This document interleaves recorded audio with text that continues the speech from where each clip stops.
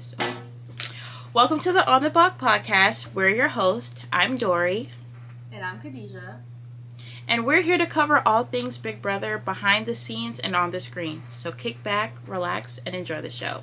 So we are in week 2 of Big Brother right now. HOH is Hisam. And we're going to get into how he handles this week. And boy, it's a little messy, but we'll get into that. So, Khadeja, take us away with the beginning of the week. So this week's HOH, we have what is called the Nether Gorgons, and he is part of the Scaryverse. And in this competition, he gives the house guests certain clues, and those clues gives them an idea of places that they need to hide. And not all the places are safe, so you have to listen very closely to the rules, because when the round is up, if you're in a spot that the Nigga Gorgon comes, you are out. So this competition goes on, and we ended up with Hisam and Jared, who are on the last round. You want to explain a bit what happened with Hisam and Jared in their round of this competition? Yeah, so basically at the last round of the competition, it was Hisam and Jared. The instructions were to find etchings in each of the hiding spots that would lead you to which door you should choose. Now, the clue said, don't choose the door, which was in the shed, and then in the fountain, it said that starts with, and then on the car, it said number 4. Jared was looking throughout the competition and noticed, hey, number 4 is written in the car. I'll mark that because that might be a clue for the last round. And when it starts, he says that he saw the etching in the fountain. He was confident he knew the answer, and he did not need to check the last hiding spot. So he pretty much a little bit, because it was only him and Hisam. They were both there was only 2 doors, and I guess he maybe have felt that Hisam saw that clue like he did. And so he rushed to that door, basically leaving Hisam with no other choice but to go to the second one. And they were going to find out if they were right or wrong when they used the key to the door. Yeah. And with that decision, whoever was right was going to be transported to the HOH room, and whoever was wrong was going to be immediately sent to the Nether region. So obviously Jared was wrong, and he was the second person to be sent away to the Nether regions, with more to come as the week follows. Yeah, so basically this week on the live feed, we have Hisam, who is just overloaded with power. He's really pulling a Devin season 16. Like, he thinks he is the Messiah. He is the untouchable. And it is just so crazy to see how much this HOH goes to certain people's heads, especially so early on in this game. It's like, you guys kicked Kristen out because apparently she played too hard too fast. And now you have Hisam, who is going even harder, even faster. It's all right. I just feel like HOHs tend to forget that after whoever they put on the nomination chairs and whoever they might put for veto, I feel like they kind of forget that their work is done there, and they don't have a vote. They can't control what people really do when they go into these diary sessions. So it's always interesting to me when HOHs are like, this is my HOH, you're going to do what I want you to do, when 9 out of 10 times it's never like that.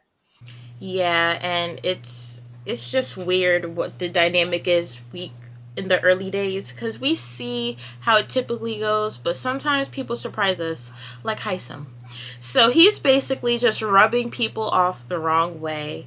As you guys have seen in the episodes, the way he speaks just comes off very condescending. He's very blunt and honest, which on one hand I respect. Be honest about your game if that's how you want to play. But on the other hand, it's like, you're playing a game, right? You have to be conscious of how you deliver things to people, because you don't want to put a target on your back too early on, and you don't want to make a target, if it's already on you, even bigger. And I think this week Yeah. Hisam just made it bigger. And it's just crazy because he was always the one saying in his DRs, like, I didn't even want to win this HOH. I don't want to make the target bigger on my back.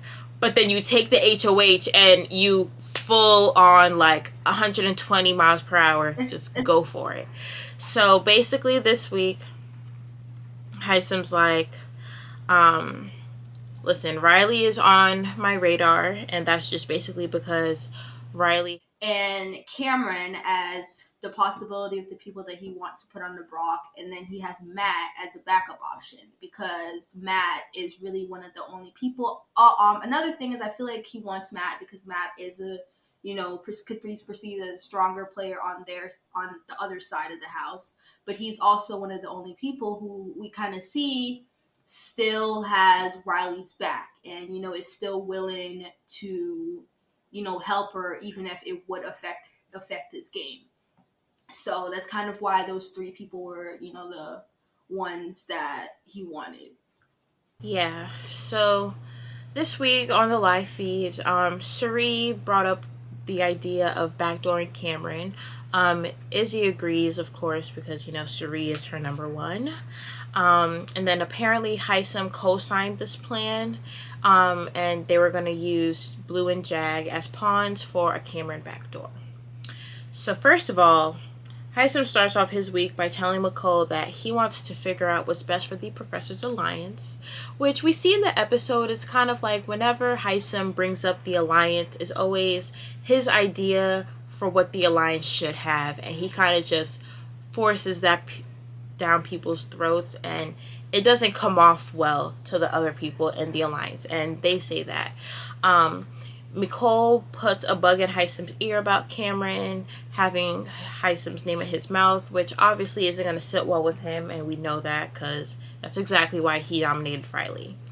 Hisam tends to make his wants and needs top priority for not only himself but the entire house.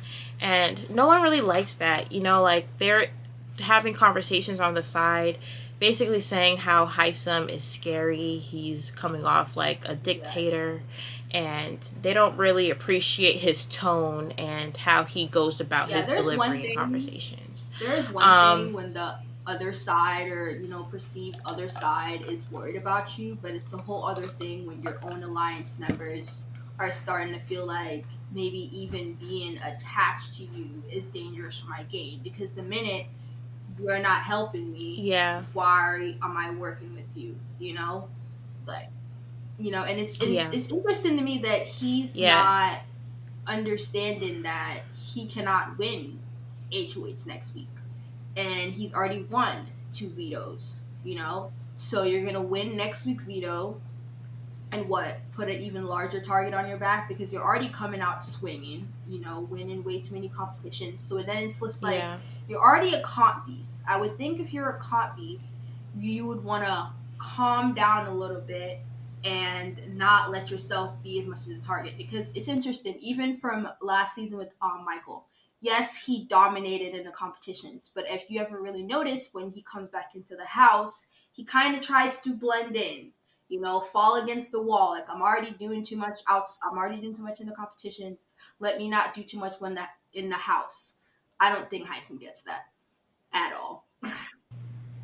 yeah. He doesn't have a good perception on how his actions affect others in the house, and that goes into his jury management. Yes. I know it's early days, but stuff like this matters because people are going to remember how you treated them Yeah. during your power of reign, like your reign of power. And I feel like Hisam's jury management is not the best this week. He really was very selfish and kind of coming off like narcissistic in a way, like it's all about me, it's all about what I want, and I'm going to tell the house this, and you guys better do it. Like, and that was that. Hisam was not playing no games with And then it's nobody, just like, having it's like conversations, when people try saying, to be like they're like, being really mean and they're being an asshole to you, but they're like, but I'm telling you the truth though. Like, yeah, you're telling me the truth, but you have to tell me the truth like yeah, that. Like Reilly understands that, essentially it's her fault that she's on the block because she said your name. But at the same time, do you really have to talk to her like she's a 2-year-old that doesn't understand what the actions in Big Brother, how they're going to affect you? Like, He doesn't have to do all that. Yeah, he really didn't, and it's gonna bite him in the butt. The one thing I do love about this cast is that they're not slow. You know what I mean? Like they don't miss on certain things that aren't being spoken about in the house. They notice a lot of things. So I love to see them catch on very quickly about this, because now we have some build up for the coming weeks. Like, now we know where targets are being thrown, where shots are being thrown, where who's running the house, who is aligned with who's in the best position. And to be in week 2 and to have people be in solid positions is actually really crazy. Like, this is the fastest moving game of Big Brother I've ever seen. But hey, I'm living for it this season. So as the week goes through pre-nominations, Hisam has his meetings with everybody, basically going through who prospective nominations would be. Yes. Kind of what HOHs do when they win and they want to see, where's your head at? Who would you nominate? Like whose side are you on? Those kind of conversations. Yeah. So Hisam really goes about this meeting in a very Kyland-esque way. Very direct. You have your 3-4 questions. Ask everybody the same format so no one's confused on what you said. And that's that. How do you feel about certain people in the house? Who are you aligned to? Who would be your targets? And who do you not want to see go on the block? So pretty much everybody in the house was kind of like, whatever you want, I'm okay with. I won't nominate you. But I felt like the few conversations to note were his conversations with Cam, Jag, and Matt, as well as Reilly. So Hisam has a conversation with Cam and basically tells Cameron what he's been telling his DRs. He's targeting Cameron because he doesn't want Cameron to protect Reilly. And he goes to this passive, it's not me, it's you. I'm just protecting you from the emotional turmoil you're going to face if Reilly's on the block and you're not. Like, it's just a lot. And then Cameron's like, yeah, and I'll be helping you by having to not put you in a terrible position for, breaking up an alliance or, like, doing whatever. And it's just weird how, like, Hisam says something and people are kind of like, yeah, I agree. And then they go behind closed doors. Like, Hisam is the dirt on the bottom of my shoes. Like, a lot of people it's really sick. Did do what he wanted him to do. A lot of people did do what he wanted him to do, as far as, like, who to send to the nether regions and then send to the nether regions next, stuff like that. So, they did listen to him. To be fair, I will say that everything that Hisam wanted this week, he did get. But whenever you get exactly what you want as an HOH, next week, you're in trouble. You got to be prepared for the backfire. And look at Reilly. Reilly technically had the easiest HOH, and look where that led her. He said one name. One name that she happens to mention. One name gets the next HOH. Happens to be, and happens to be a compies winning 3-4 competitions back to back. He's won every veto already, and he came second. Yeah, and he's come close in any competition he's ever had. He's either won it or got second. Which is week 2 scary, especially week 2. Like, I can't get past that. Won out the gate, they kind of had to, like they were in a position where they had to. He won because he wanted full control. He won because he wanted to be HOH. And he just wanted safety. Although, and it's kind of weird because Hisam's like, I don't want to put this target on my back, but I also want to win all these competitions to make sure I'm safe. So it's kind of like, pick one. Because it's okay not to win everything. You know what I mean? But, sometimes you have to take the L. Sometimes you have to throw it. And sometimes you have to win it. Just kind of gauge what is needed for that week. Because I feel like he didn't need to win this Well, he needed to win this veto, but he didn't need to Yes. win the last one. He could have let somebody else win it. He was in a good position regardless. But yeah, I just feel like Hisam kind of gives a little too much, too blunt and too firm. That's kind of like, Yeah, you like could there's have a not reason said why that, deception it's okay. is needed in Big Brother. You know, it Yeah. is not always the best. And that's, I think, and that's what I think is the difference between that Dr. Will gameplay. I'm gonna be honest about lying to you and do it, but you guys aren't going to be able to get me out or whatever. I think Dr. Will was a lot more deceptive because he was able to charm people. He was very charismatic. Whereas Hisam is kind of just too straightforward, too cutthroat. That deception kind of is just not lied there. His deception is being brutally honest and just watching people suffer. He does even try to be like nice or like, you know, like soften it a little bit, it just comes off as disgenuine because like you're not that person, you know? Yeah. But, exactly. So after Kim, he talks to Jag, and he basically outs the 8-person alliance to Jag. He doesn't say where he heard it from, but he asks about Jag's role in that alliance. And Jag was like, you know, basically, I'm not targeting you. I'm not putting you up. And I've told Reilly that as well. So that's kind of where I'm at. But I feel like we need to show that brown people can work together and not be pitted against each other and blah, blah, blah. You know, the whole... Yeah. You know, the whole community alliance thing that we have every season. So, yeah. So after that, Jag confirms with Hisam that if he would love to protect Reilly, but if Hisam doesn't want it to be used, he's not going to use it. Which I think it should be noted because a lot of these people have their thoughts on Hisam and his choices. But at the end of the day, they're doing what the HOH wants, right? Because you don't want to go against the HOH so early and put a target on your back for no reason. Exactly. Like, you have to think of your individual game. And as much as it sucks to not see people protect their allies, it's kind of needed at this point because it's no need to rock the boat like this. You could rock the boat next week with the back I'm door. there to protect you. Like, we're there to protect each other when we win power. And if we can get the votes to save you, we will. But no one is ever going to throw away their game for an alliance member. You know? Yeah, and we're not going to see that kind of cutthroat action until, like, week 7. At least until jury starts. So... after Jag, Hisam talks to Matt, and Hisam decides to tell Matt that his game is not the best right now. And it's because of his struggle to hear. He tells him and it's like, Hisam, word for word. Yes. I am a little...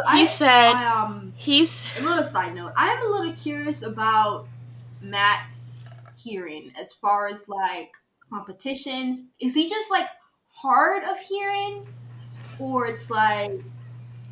So he's deaf in his left ear, and he can partially hear in his right ear. All right. Yeah. So he can hear, just not as well, and he's completely deaf on one side. So Hisam literally tells Matt that his game hasn't been the best so far, and it's tough because he can't hear well. And I'm just like, okay, Hisam, you don't have to point that out. Like, he must already struggle very hard in this game. There is no need to poke the bear like that, okay? Like, that could have been... And that's where I'm like, some things are better left unsaid. I don't like how he's talking. You don't have to do that. At all. I don't, like... Yeah, and it's like, what gives you the right? Like, okay, Matt is the most vulnerable this season. We always have that one player that's just kind of like the pity party, you know, is the pawn. People don't really want to evict you because you're a number, but you're disposable at the same time. Matt could easily bring this conversation to Sari, and, you know, Hisam could be out next week. So I'm not sure why Hisam thinks it's a good idea to be this honest, but hey, he said it. And Matt's kind of like, yeah, it is difficult because he misses game talk in big groups. But, you know, like, it is what it is. But he basically agrees with what Hisam says, and then Hisam asks Matt about his alliances, and Hisam again drops the 8-person alliance on Matt and asks him what the name of it is, and Matt goes, I don't know the name because I can't hear. And it's like, it's not funny, but it's just funny because it can low-key be used as a strategy if it's played right. You know what I mean? It can, and you kind of see him doing it because I don't remember who he said this to, but he did say if he won the veto, the reason that he said that he would take Reilly off is because she's the only one who really supports him, and she interprets for him, so he feels a sense of loyalty to her because of that. And can you be mad at him when you just told him that his game is suffering because of that? Right. So, and that's basically exactly how their conversation goes. Matt tells Hisam exactly that. Reilly's been his interpreter. They've gotten really close because of it.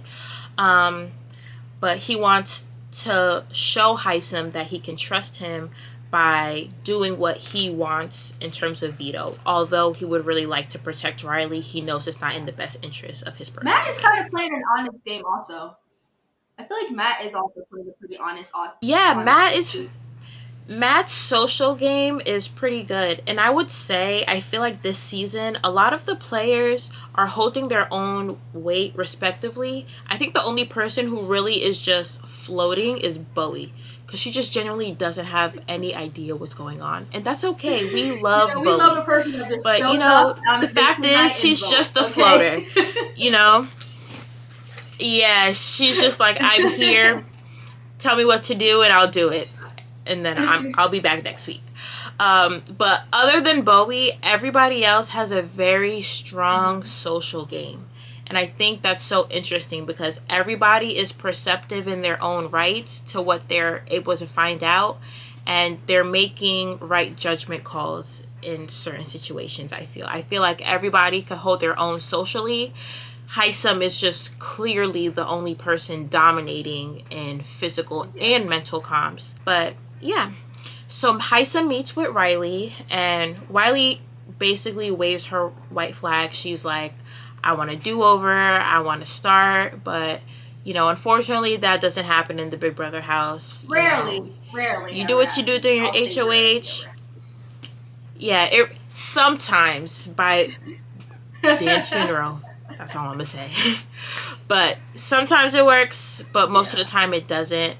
You kind of have to deal with the repercussions of your HOH week or what you did with veto or whatever you choose to do in competition. Yeah. That's just how it is.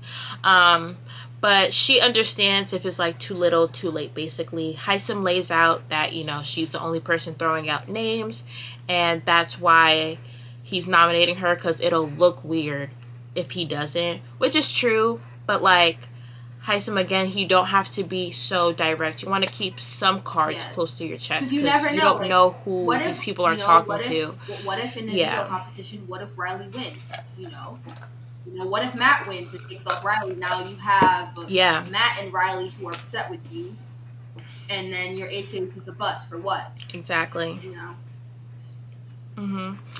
And it's weird because usually this early you see HOHs in pre-jury weeks where the HOH, you know, asks those questions. Who would you want to target? Who would you want to be noms? Who you don't want to see? Like, they ask those general questions, but they never forecast what they're going to do.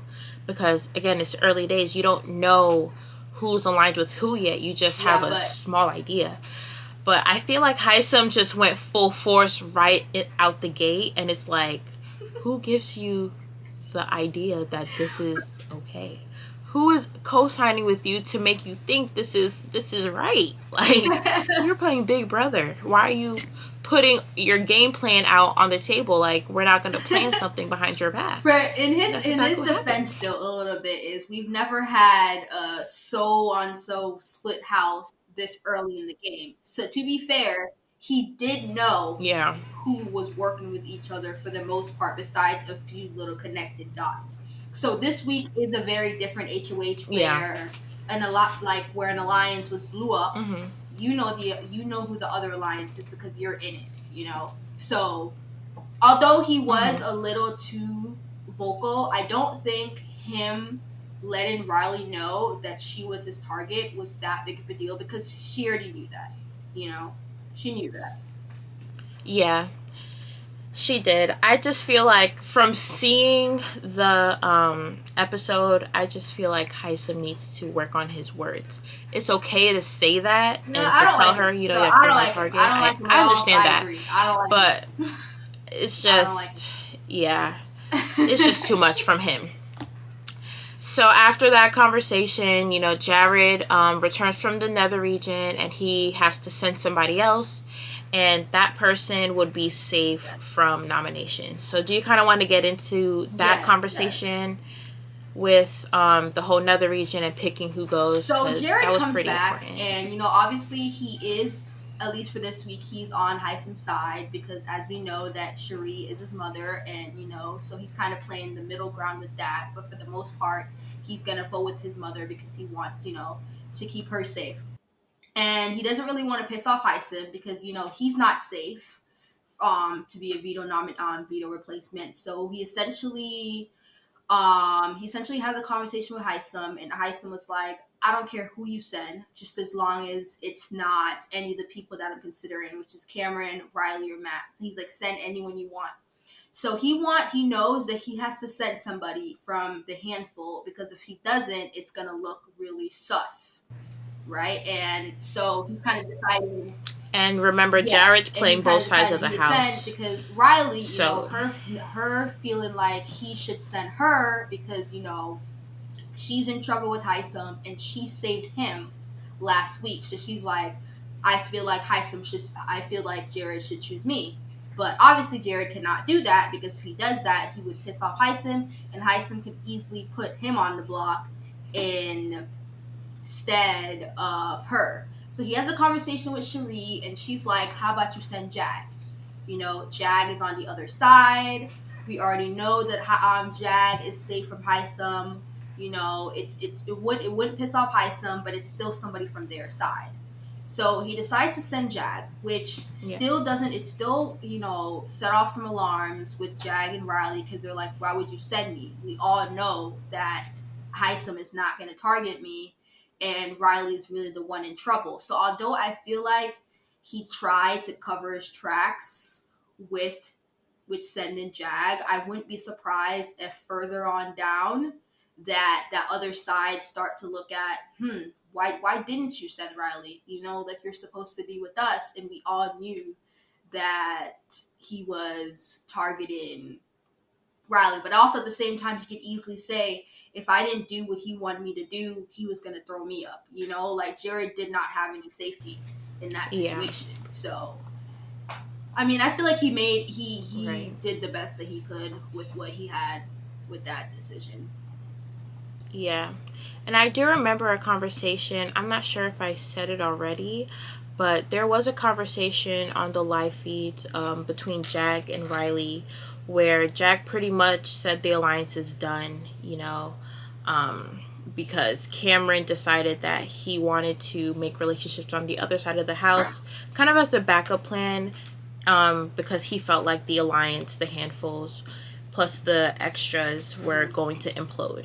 So Jag was like, we need to make it clear now, we're free agents, like, this is done. Yeah. So that's kind of where that led to. So prior to nominations, there's just talks amongst everybody about where they may vote. Cherie tells Reilly that she has her vote along with Felicia, Corey, and Jared. Matt's conflicted about his decisions. Should he win veto? He doesn't want to upset the house, but he also wants to protect Reilly. And Matt really struggles with this throughout the week. He ends up not winning the veto and voting Reilly out, which puzzled some people in the house and people on Big Brother Twitter.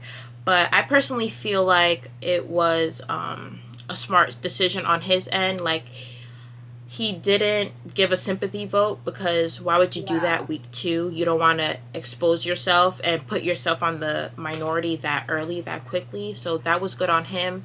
And also, it's like, you have to do what the house wants that early in the game. And I mean, That's just what it is. I mean, like, you can't. It's a little later on for our conversation now, but when it was solidified that Reilly was going to stay on the block, her alliance, they did try. They did try, and when they realized that they didn't have the votes, Reilly did give them permission to just vote with the House. Once you don't have the votes, might as well just make it unanimous.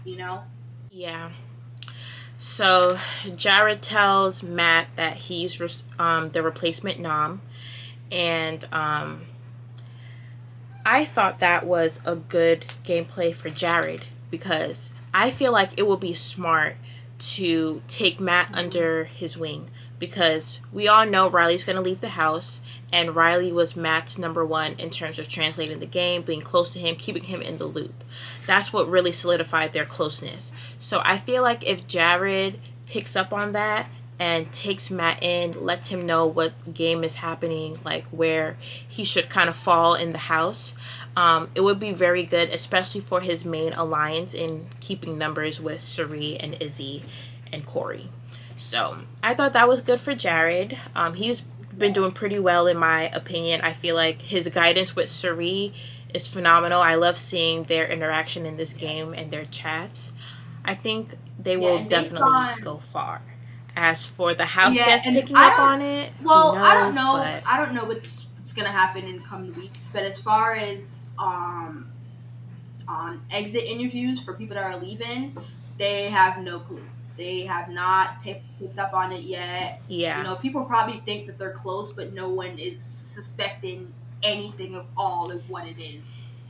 So. Yeah. And I think it's so under the radar that when Jared does have his slip-ups, because I would say the one thing about Jared is he is a little loose-lipped sometimes. He does talk a little too much.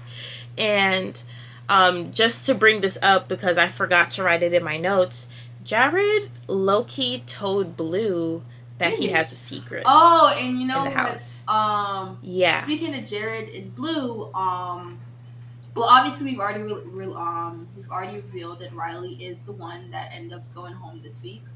But in her little mini exit interview with Julie, at least what's shown on the show, when Julie was trying to tell her about Jared and Cirie, she thought Julie was trying to tell her about Jared and Blue. Apparently she's like, Jared and Blue has a thing going on, so maybe that's a Bruin soul man's possibly about to happen. So I wouldn't be shocked if you tell me something. Yeah, and there were talks. Yeah, and there were talks in the house of Jared flirting with Blue being strategy, and that he has a girlfriend there's always back home. That one guy. So he was brought into the show as single, so we'll leave that up for the assumption of BB Twitter, but allegedly Jared has a girlfriend back home, and he's using he's using Blue's and the flirting as strategy, and the girlfriend isn't really too sure about it. No one knows how that's gonna pan over. But I don't know, man. Every that's past bad. Season when you see somebody has a girlfriend and using another person to help their game, next thing you know, you have somebody cheating on the other on live TV. We've seen it happen, so way too many times. So we'll leave that up for the blogs, but allegedly. Don't shoot the messenger now. But Matt obviously goes back and tells Reilly about this conversation with Jared, and Riley's like, boy, you ain't got nothing to worry about. They don't like Cameron more than it's either going to be me or Cameron. It's not about to be, you're good, Matt. Mm-hmm. Yeah. So that takes us into the veto episode. There's a whole lot of drama. Whole lot of drama after nominations and before eviction. So let's just get So we have the veto competition. And the veto players are Matt, Reilly, Hisam, Cameron, America, and Blue. Based on this stacked player, you would think, oh yeah, Reilly's good. Reilly got this. It's literally everyone that Hisam doesn't want to play. It was so hilarious that the one person who he didn't want to play, it's exactly who he picked. So, obviously Hisam knows that, all right, Yeah. I got to go out and win this or my entire week is tanked, which is true. Like, he did need to win that veto, because if he didn't win that veto, then his target is in the house and he's in trouble next week. So the veto competition is basically that they're all sent in on different rounds. They play individually by themselves. There's I believe there's 4 record players, and they have headphones. And when they spin it, they're going to hear certain scrambled up words and clues that they need to unscramble. And those words will tell them, those words would form into a sentence and tell them what they need to do. One of them was blow into a trombone to release something, just stuff like that. And they're given 3 rounds, and whoever does it in the fastest wins. And obviously, Super Beast Hisam over here finishes his round in 1 minute and 45 seconds, winning his second HOH, second veto of the season. And that is crazy. There was, I think, nearly a 30-second difference between Hisam and the second player, yes, I believe, which was Cameron, with 2 minutes yes. and I think 10 seconds. So, and in Big Brother, that's a lot of time. So, put the pieces together. Hisam is the one to beat. He is an absolute backdoor eviction. Absolute no ifs, ands, or buts. Yeah, you cannot give this man a chance to play. You cannot. The best way to leave the house is through the back door.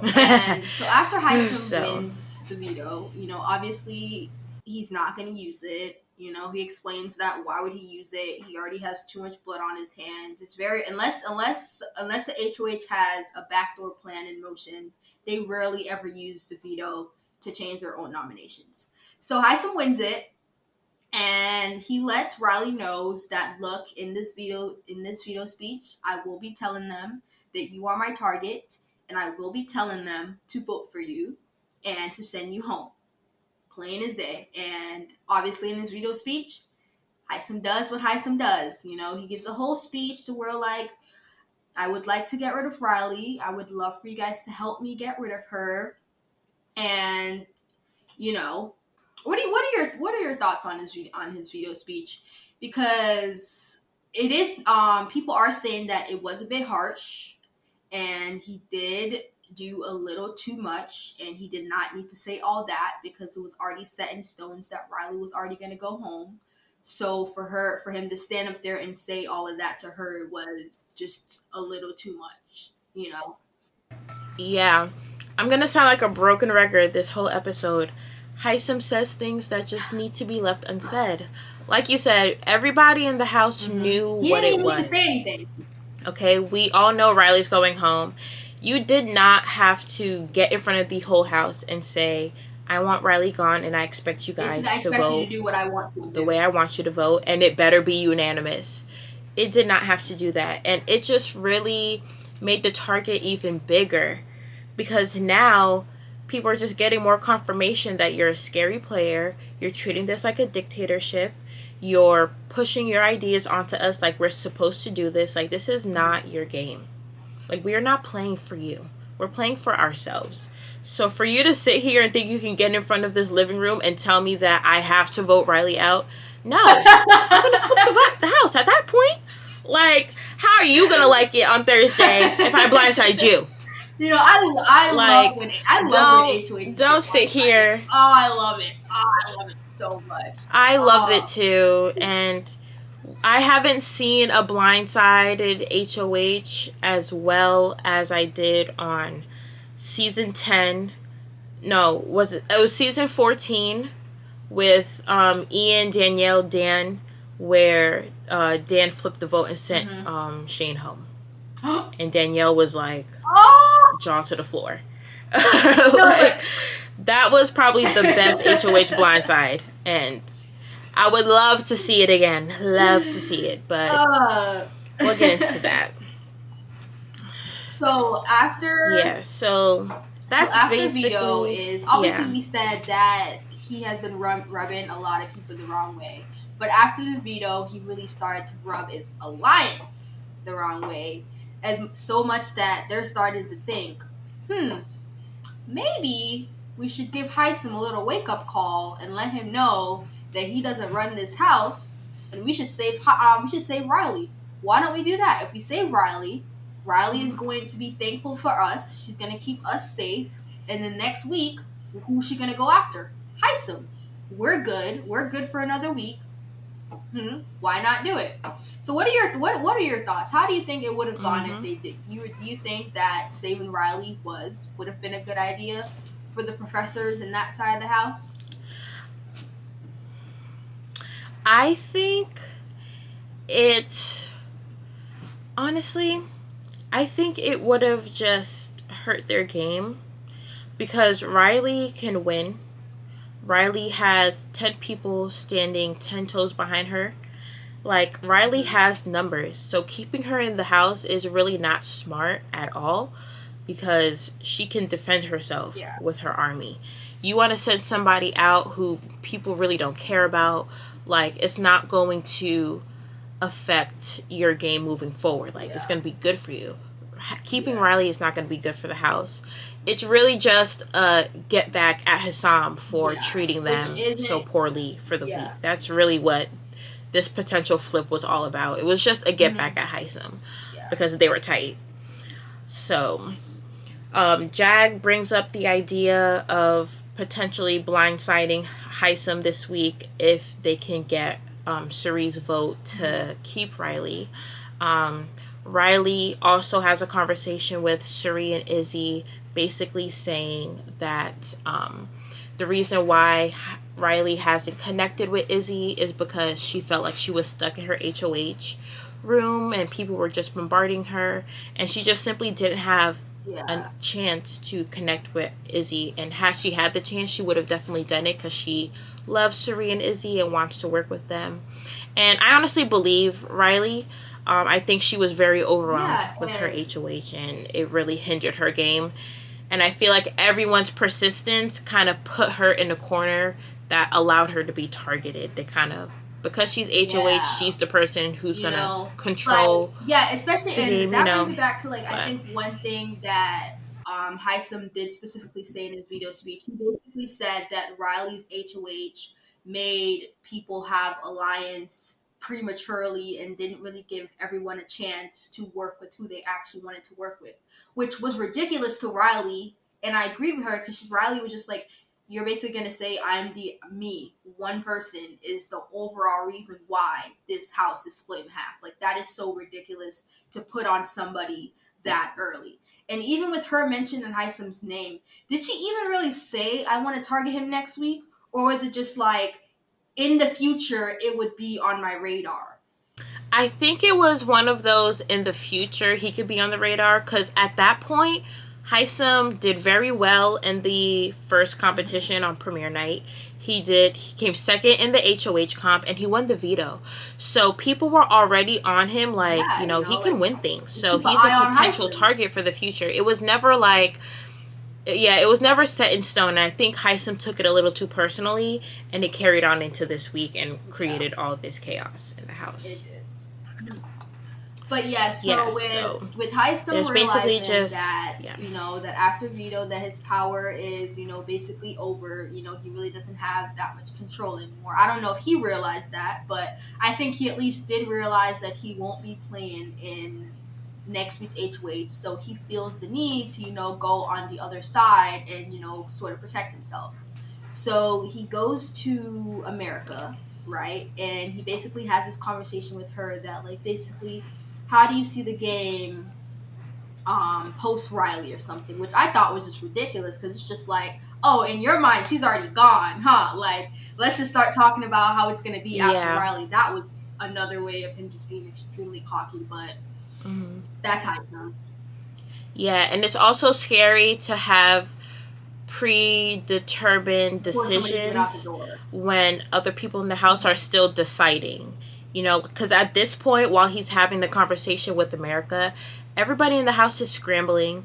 about who's working with who's still connected to who's going to be the replacement nom, whether or not they want to blindside Hisam. Like, a lot is going on while this conversation is happening. So for Hisam to have such a definitive thought process about what's going to happen is kind of scary. So noticing how America receives this information is very good on her with her perception of the game. And I just thought it was so in the conversation.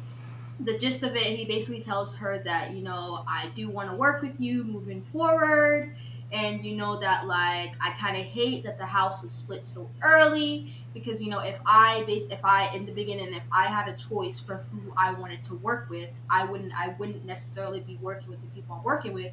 I would want to be working with you guys. He was just like, I honestly feel like I'm on the wrong side. Like, I want to work with competitors and strong people. And in my mind, I'm like, first of all, why do you not think that America would go and tell other people this?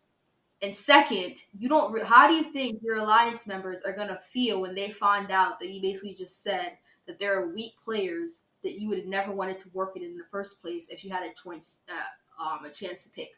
So obviously America sees this as an opportunity to get Hisam's alliance members against him, and she obviously lets his side know exactly how he feels about them. And this is where they really start to truly entertain the idea of keeping Reilly to blindside Hisam, right? Yeah. So, yeah, like I said earlier, there were small instances in the house that sparked the interest, but I feel like this conversation with America is what solidified that idea, and Izzy and Sari ran with it. It kind of gave them that cherry on top, like, Hisam cannot be trusted, he is scary, he's treating this like a dictatorship, and we do not want him in the house any longer. So they start coming up with their get back plan of blindsiding Hisam and backdooring Cameron. And while this is going on, they're trying to keep it a secret from certain people because they know that word will spread. Like, they don't want to tell Red because they feel Red will tell Hisam, and they don't want to tell Bowie because Bowie can't handle a lot of information at once, and, you know, she'll spiral. So it's just a lot of back and forth. Yeah, but they knew that if they didn't tell Nicole, that she would be upset, so they run this idea by her. But she realizes that, yes, Hisam needs to be put in check. Yes, we don't like the way that he's talking to us. Yes, we don't like that he's making it seem like we are just a bunch of sheep following him, you know? But at the same time, Reilly staying is not the answer to this problem. It's not.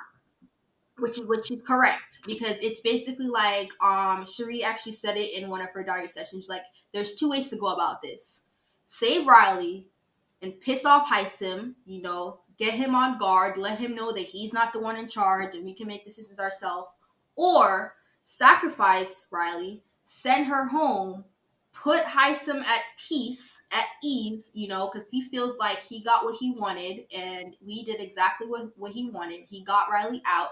And then, with him being so comfortable, backdoor him next week, which I do believe was the right choice. Although I really do love Reilly. I love Reilly. And even last week, after last week's episode, I was telling Dory that I am rooting for Reilly. I really want to root for Reilly, but I didn't want to do it prematurely in case she gets sent home, which is exactly what happened. So although as a viewer, I would have loved to see them keep Reilly, sending her home and backdooring Hisam next week, I do ultimately think was the best decision that they made, and they did go with that plan. Yeah. And since her side realized that they did not have the votes and it was not going to work out, Reilly was evicted unanimously. So.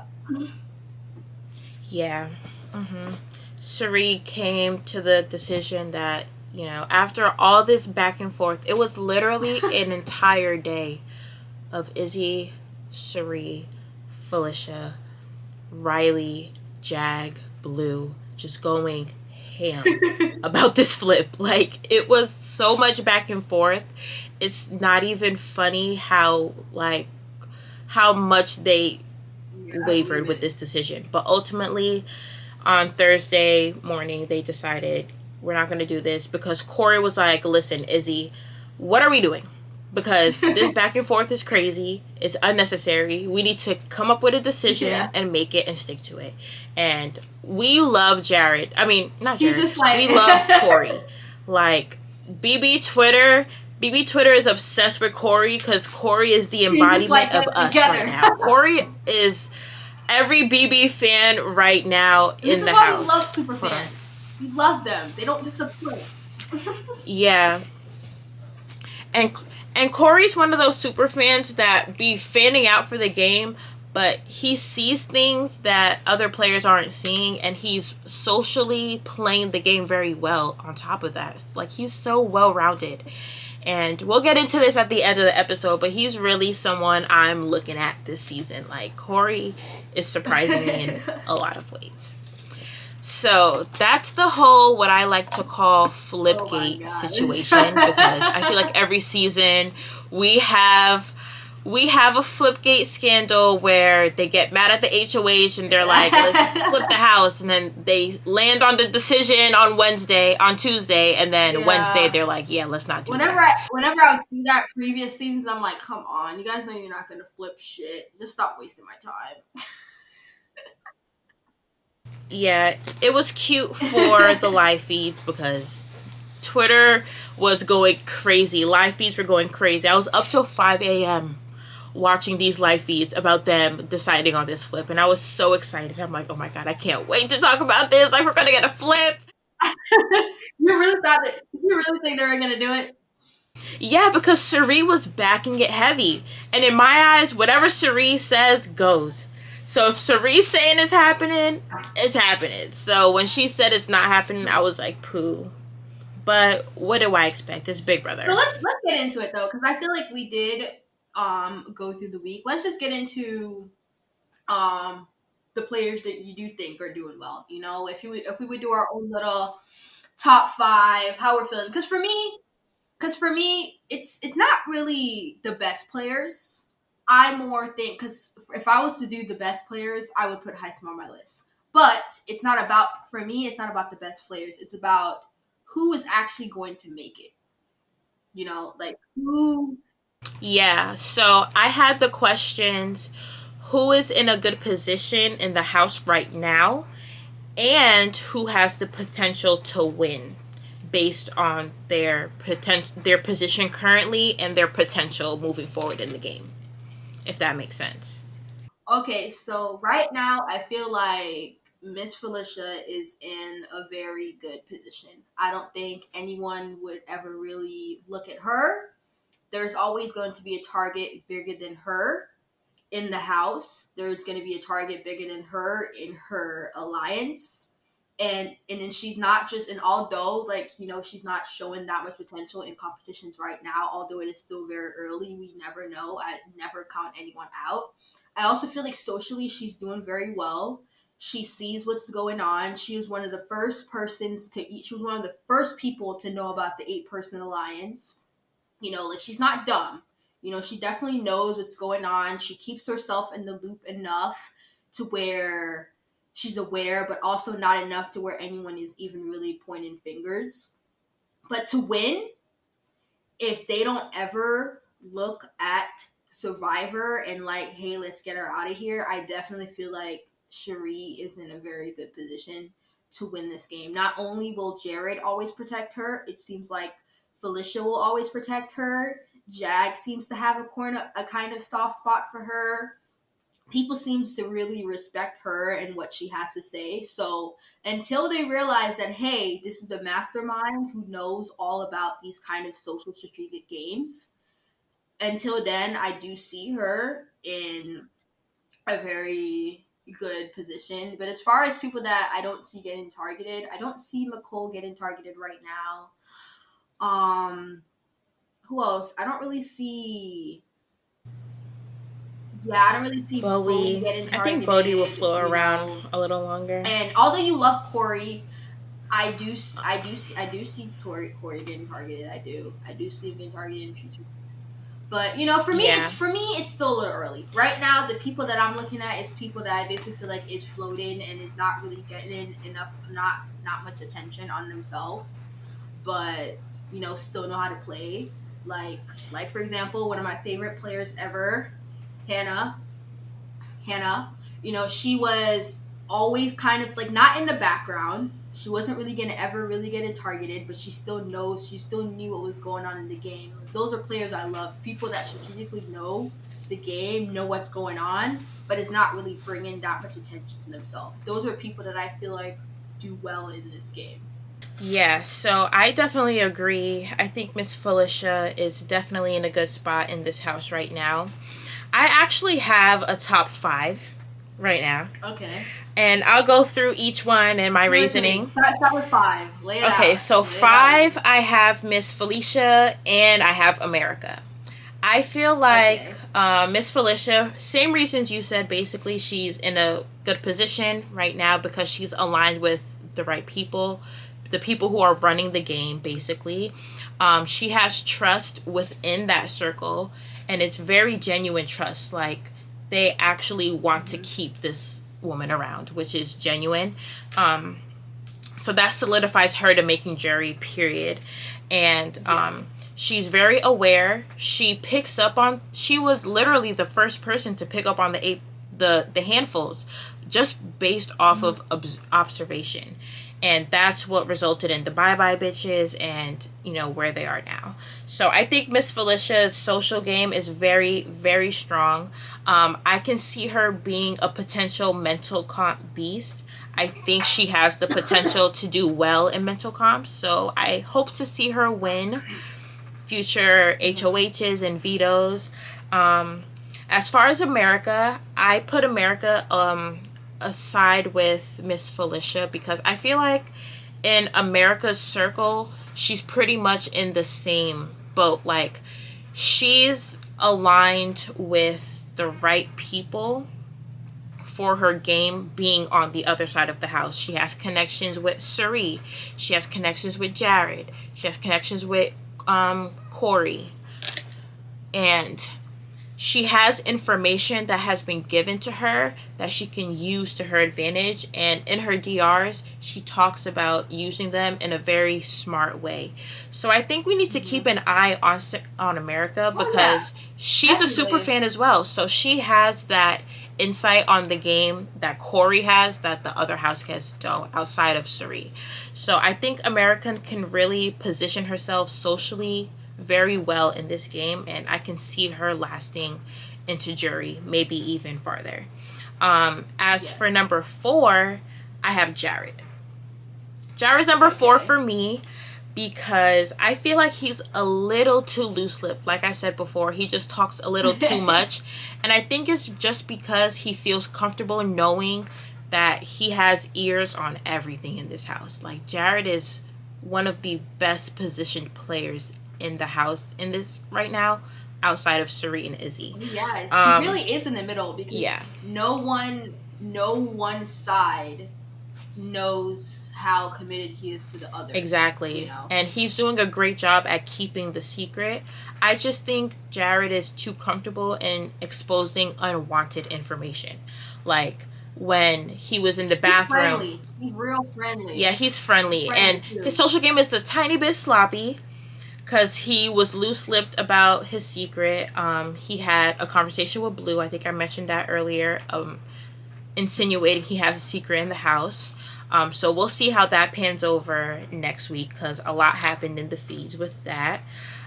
He was a little loose-lipped in the bathroom prior to the first eviction with Kirsten, where he said his family calls him Jay Bleezy, and the house knows that Miss Cherie's son is named Jay Bleezy, so there was a little conflict there, but it seems that no one in the house really picked up on it outside of Kirsten, and that was only because the connection between them being mother and son, so who knows? Yeah. No one else is probably... She wouldn't even thought about it if she wasn't evicted and Julie didn't give her that final piece. Yeah, and I think that's where the house guests are. Like, they just kind of threw it away as, like, casual conversation, not really anything. Because at the end of the day, even at the end of the day, at this point they don't care. Yeah. Because like it's just about how are you playing now? Are you on my side now? Yeah. I'm not gonna make myself paranoid trying to worry about something that could or could not be true. Exactly. You know? Exactly. And yeah, that's basically my stance on Jared. Very well positioned. Good management on juggling both sides of the house. I haven't seen someone juggle both sides of the house this well, but I think his only crutch is Suri. So yeah, he has an advantage. One side knows that he's doing it. Yeah. You know, one side knows that and he also has Suri's guidance because Suri's having chats with him, you know, going over gameplay and like, you know, just deep thoughts about the game. And she has insight that she's giving him that she's not able to give anybody else. So that's also his one up. But yeah, and even when the professor had their meeting, Hisam was telling Siri, "Hey, watch out for Jared." Yeah. Even straight after that, Izzy and Felicia and Siri were like, "Hold up, what you mean, Jared? Don't touch Jared." Even Felicia was like, "I feel very protective over him. Like you're not going to talk about Jared. Yeah. You know, like he has people that actually has his back, and I do think that they will keep having his back at least for a while now." Yeah. I do have a question for you. I feel like it's a good question to ask, but we'll end the episode with that. Let me go into the other three. So I kind of have Jared and Corey kind of interchangeable, but the only reason why I put Corey above Jared is because Corey's more insightful than Jared, and Jared wouldn't be in this position had it not been for his mom. That's the only reason why they are separated. But in terms of this game and their position right now, they pretty much are both in the same boat. I feel like Corey did a great job this week socially. He figured out what's going on in the house. He figured out who the queen pin is, and he inserted himself beautifully into that alliance. He's now connected with Jared, Suri, and Izzy. He has a 4 with them. He is cognizant of the fact that Suri is, you know, the biggest game player. So I feel like because he doesn't know the secret, he still may very well come up with a smart plan as to how he can get himself into Final 2. It may be a situation where he has to win himself into it, which is very difficult, Final 3. But I can see Corey either doing that if the secret doesn't come out. But if it does, who knows? He might come up with something with Izzy. You know, they take each other. I could see that happening if Suri and Jared aren't Final 2. But who knows? But I think Corey has a beautiful social game. He has great insight on the game. He knows the secrets on what to do. He has smart analysis on game moves. So I can see him going very, very far in this game. But because he does have some enemies, you know, Corey wasn't the one that people trusted. Because as far as I'm concerned, this week started off very rocky for Corey, didn't it? Corey's name has been being thrown out since week 1. Corey was one of the first people didn't trust. And that's why I was a little about thinking that Corey will make it far, because I feel like once your name is thrown out there, it is very hard to reel it back. If he can do that, and it's based on what you're saying, it sounds like he is doing that. But once your name is thrown out there, it's kind of really hard to reel it all you have to back, be very smart, and not everyone could pull a Dan, you know.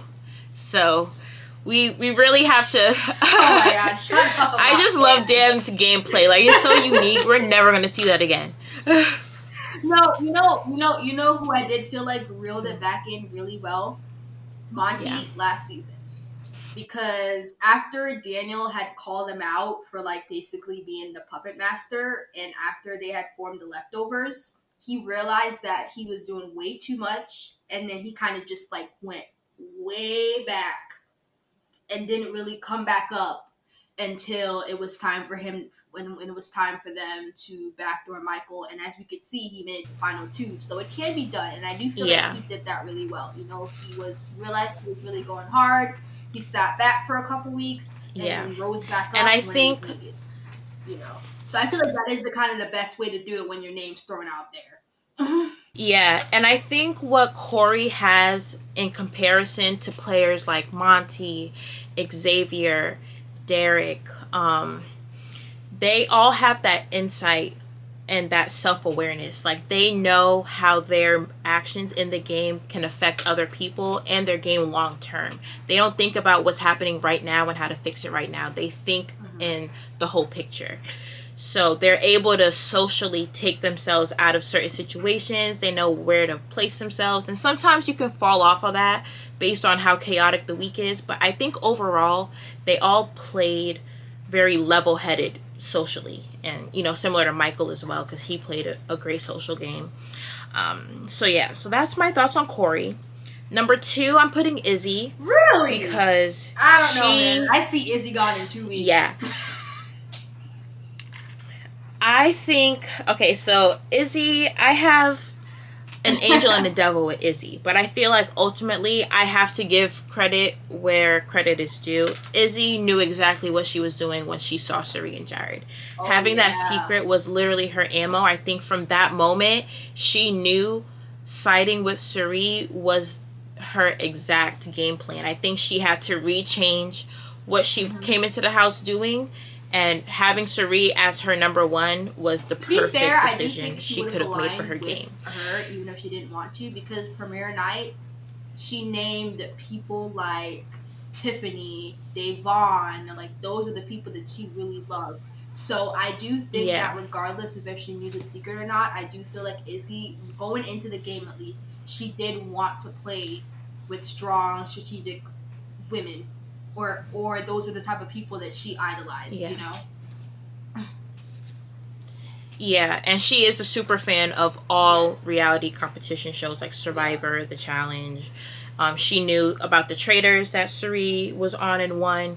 So, but I think the secret was that leverage, that just cherry on top for this, you know, gameplay that she has going on. She's very well protected. Very well acquainted within the house. Whoever Cirie's aligned with is aligned with Izzy, and everybody knows that. It showed even when Cirie had that past conversation with Reilly, and she was like, "You're trying to work with me, and you know I'm working with Izzy, but you're not trying to get Izzy. You're not trying to get to know Izzy. What's up with that, you know?" Exactly. So what's the deal with that? Exactly. So I love the hand in hand, and it's similar to season 15 when what was her name? Was it Michelle? The one who was bullying Reilly's sister like the whole season. Amanda. You know how Amanda, everybody knew Amanda came with her her little boyfriend, and her boyfriend came with Amanda.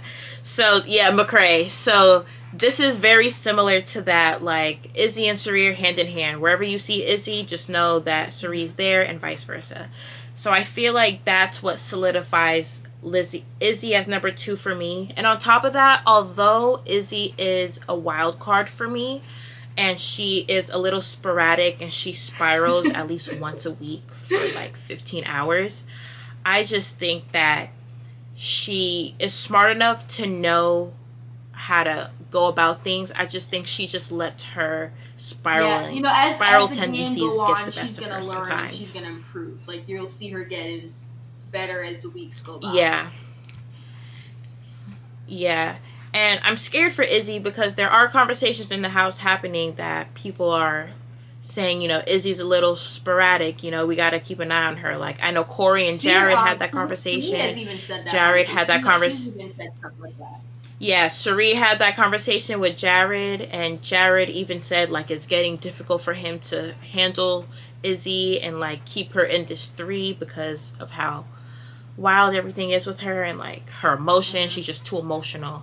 But we'll see how things will pan out with Izzy, but I do think she's very well positioned and very well connected. And obviously, my number 1 is Cirie. You know, you can't put a game master. Is my number 1 too. I feel like I'm just like super worried about her with this whole like being a legend already and already being known as a player. Because yes, people might not be looking at her now because it's not even sure yet. But if we get further into the game, like let's just say we get to Jury and she's never touched the block. No one's looking at her. There's going to be that one person that's like, hey, are we really going to let her get this far to where she can win this thing. So that is why I am a little afraid for her. But yes, as of now, if we're just thinking about this week, I would say that she is, in the best position. But that could change. I feel like that could change in the blink of an eye at any moment. Yeah. Yeah, I personally feel like once we get into jury and things start wiring down, they get out all the leftovers and the people, not leftovers, like floaters and people who aren't really aligned with Suri and her circle, it'll start getting real. Like, Suri will have to start winning things. She'll have to start cutting people and, figuring out how much it's worth to keep this secret, if she needs to tell anybody. I think we aren't going to see much of a hard playing game mode Suri until it gets down to the wire, because she's obviously going to last until jury. Don't use your words now. It's just, I honestly believe she will. I don't think. How many weeks do we have? Enough of the house knows Suri. Based on this being such a larger task, do we even know? Probably like 3-4. The amount of people that are going to be on jury this week. I don't know. I mean, probably like 3-4. I really don't know. Maybe 3-4 weeks until we find out, but we'll see. But I think there are enough people in the house who don't know enough about Suri to target her right now. I think Suri is basically the house mom. Everyone loves Suri. No one wants to see her go. They know she's running things and she has a hand in what goes on in the house. So they, seek advice from her and they seek her approval and her reassurance. So I think right now she's safe, but she won't be safe for much longer. And you need to wait and see how she'll play with that when it gets down to the wire. But yeah, those are my top 5s. I'm standing true by it, so we'll see in the coming weeks, in the coming episodes, how my theory works out. But I would like to say, though. So I do have a question to end this off. No, what's the Izzy question? has the secret. Mm-hmm. Do you think? How do you think Izzy will handle the secret throughout the season, based on what you've seen about her as a game player so far? Do you think she will tell anybody the secret if it comes down to it and her back's against the wall? Or do you think she'll keep the secret as kind of like hey, I owe you, I kept the secret now, so I need you to take me? I feel like there's how do you think Izzy will play? I feel like there's two sides. Let's just say that it's her and Jared on the block, or her and Suri on the block. If it's looking like she's gonna go home over them, I say she's singing like a canary. If there's a chance that it will help her come off the block, I think she will. Now, let's just say that she's just on the block. It's someone else completely different next to her. Suri and Jared are doing everything they can to help her, but it just looks like she's gonna go home. I don't think that she will reveal it in such a vindictive way, because my game is screwed, so I'm gonna screw you guys' game on my way out, even though I'm aligned with you. I don't think she'll do that. I don't think she'll be vindictive. But if she's on the block next to one of them and letting the house knows that this is 2 people that is definitely gonna take themselves the final 2, and if they have ever told you that they're taking anyone else besides them 2, they're lying. Like, let's just say she needs Miss Felicia's vote, right? You know how Miss Felicia 9 out of 10 times think that her and Siri are final 2. If she needs Miss Felicia's vote, she's singing. I feel like in that situation, she'll definitely blab. Or even if like they're at like final 4 or something. Like, I do not think Izzy, in her right mind, is ever going to go to final 3 with Siri and Jared. That's not happening.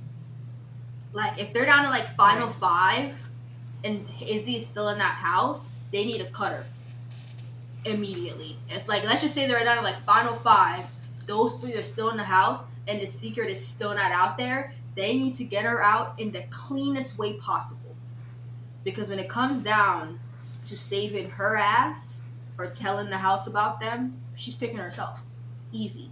Now, to just tell the secret just to ruin their game, I don't know. Is he a vindictive person? Would she really do that? Do she actually care about them outside of game? That will answer that question. Yeah. Yeah, I definitely agree. I think if push comes to shove and Izzy needs to save her game, she's definitely blabbing.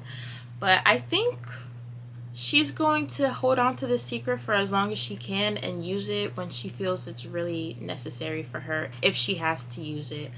I can't picture Izzy ever exposing it as a way like, let me be mean like and she, try and I use don't this think as she'll leverage ever and do take it. you down. I really don't see that. I don't think she would ever do it unless her ass was on the line. Which, I mean, shit, I would. Yeah. Like, if I'm sitting next to Jared. Yeah, anybody like, if I'm would. sitting next to Jared, yeah. I'm telling. You get what I'm saying? Like, Yeah. how do I feel like Jared would go home over her? And even at the same time, if she's sitting next to either of them, she's safe. I don't see the house keeping Jared over her. I don't see the house keeping Sari over her. And if you're looking at it from like who's a better game player and not from a who do I like, if they're actually thinking smart, I don't even think that she would ever go home next to one of them. You know? So I don't think she would ever really have to reveal it in a vindictive way. I think it will only ever be a positive for her. Yeah.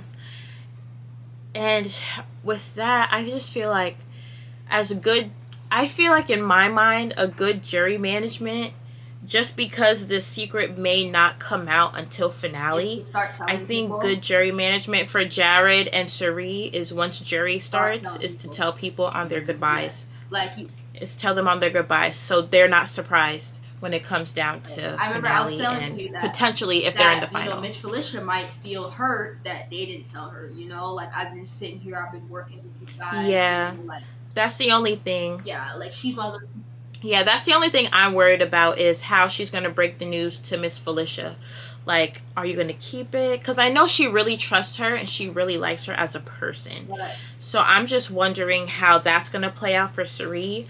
But I feel like she needs to really think hard about what's the best move, because I feel like once you break that trust with Miss Felicia, it's gone and she's not going to be nice. But also at the same time, if she's in jury. At the same time, this is still a game. If I tell you right now, Miss Felicia is somebody that Sari knows have her back down, and then if you could put final twos right now, she knows that Miss Felicia would pick her. If she knows that Jared is someone that Sari would take, she might not trust her anymore. So for her game, I still don't think she should ever tell Miss Felicia. On a personal level, yes, but for her game, it's still not smart, because if that's just her basically revealing that, hey, you're not really my final two. You can't really do that. Yeah, I don't think it makes sense for the secret to ever be brought out in the game. I think it only makes sense in goodbye messages or in a quick hug if they're leaving. So, that's my take on it. Yes, that was this week in a nice little nutshell. Craziness. Do you want a little spoiler on who wins the HOH? I do not. You want to wait until next week? Of course I do not. Guys, Khadeja hates spoilers. So I watch Live Feed. She watches the show. So like when you see us in future episodes, when you see us interacting and she's talking about stuff in live feeds, I'm finding out with y'all. Because she doesn't watch live shows. She doesn't really watch them. And that's all I watch. I only watch evictions. I only watch live shows. I do not like spoilers, and I do not. Yeah. I think I'm probably the only Big Brother fan ever that does not like the live feed. Yeah. I don't, because for me, and I think I'm on the side. Because for me, it's so stupid. I think I'm on the side where they just... I'm sitting here hearing about a competition that I didn't watch. Like, I'm sitting here hearing them having conversations, but I don't know what they're really thinking. There's no DRs. Like, I don't like it.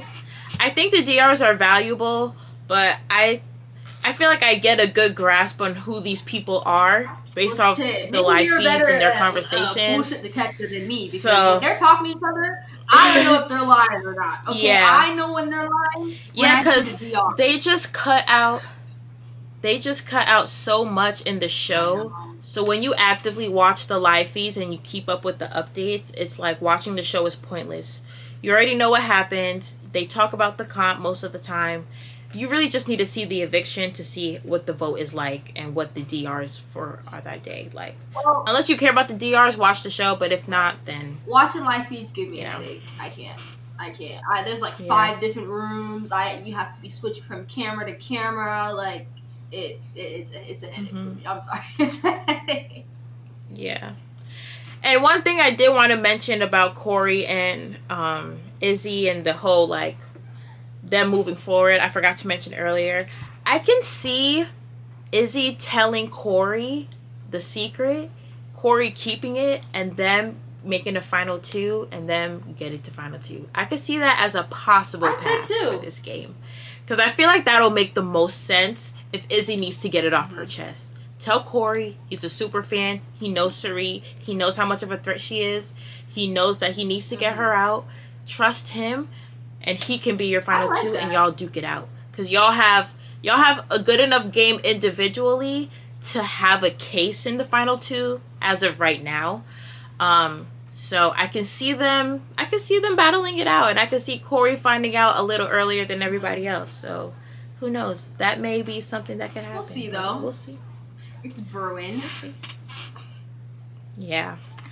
But a lot of drama this week. A lot more drama next week. So we'll catch you guys in the next episode. I hope you enjoyed this week 2 in the Big Brother house. Make sure you like, comment, and subscribe. You share and repost our videos on social media. Share this with your Big Brother fans. Make sure you get as many ears on this podcast as possible, because we want to interact with you guys. We want to talk to you guys and see what your thoughts on Big Brother are, because we are the only people in our lives who watch Big Brother as much as you. So we need more friends in the Big Brother community. So please make sure you interact with us. Make sure if you're liking it, if you have any thoughts, suggestions, if you like whatever, you let us know. If you think we're wrong, like, let us know. Most of I want to know. Let's have conversations. I want to know what you think. And we're firm on how we believe in this, and we're firm with how we think this game is going in our own ways, but we love having conversations about it. We like seeing different perspectives. So no love lost. If you're harsh, you're harsh. We'll be harsh back. We'll have a little argument and then kiki later on eviction day, okay? So it'll be cool, but thank you guys so much for listening, and we will see y'all next week. Peace. Bye.